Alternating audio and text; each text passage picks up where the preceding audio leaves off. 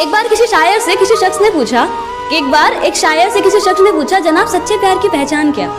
तो हंसकर उस शायर ने कहा कि वैसे तो बहुत हैं, पर अगर एक शब्द में जवाब दिया जाए ना तो हाँ, रोना। तो उस पर मैंने ये शेर लिखा था कि रोए अगर शख्स कोई तो वो कमजोर कहलाता है।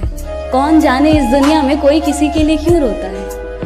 कि रोए अगर शख्स कोई तो वो कमजोर कहलाता है। कौन जाने इस दुनिया में कोई किसी के लिए क्यों रोता है। अगर इतना ही आसान होता रोना तो कभी किसी शख्स का दिल ना टूटा करता। कि बुरे लगने और रोने में फर्क होता है जनाब, ये अश्कों को हर किसी पर बहाया नहीं जाता। मेरा 8 साल का रिलेशन था।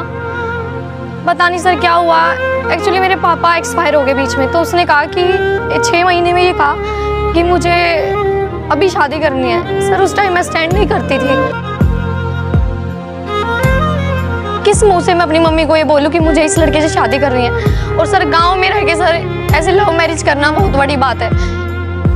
तो सर मैंने कहा, उससे टाइम मांगा कि मतलब कुछ टाइम बाद सर, लेकिन पता नहीं उसने तब तो ये कहा कि ठीक है टाइम दे रहा हूँ। लेकिन सर फिर एकदम से अचानक से ये हुआ कि उसकी सगाई हो गई और उसने सर शादी कर ली। फिर मेरी उससे बात नहीं हुई सर। कितने टाइम पहले हुआ ये? सर ये बात है 3 साल पहले की।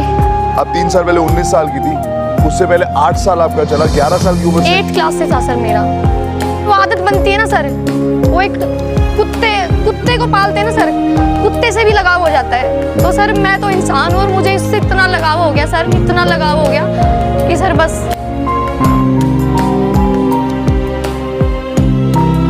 फिर मुझे छोड़ के गया सर। बस फिर वहीं से मैं गिरी। तो सर मैंने समझा कि मैं इस इंसान के सामने क्यों मतलब अपनी प्यार की भीख मांग रही हूँ। तो फिर मैंने छोड़ दिया, ये अब तू निकल, मैं उठ के दिखाऊंगी तेरे को मैं क्या हूँ।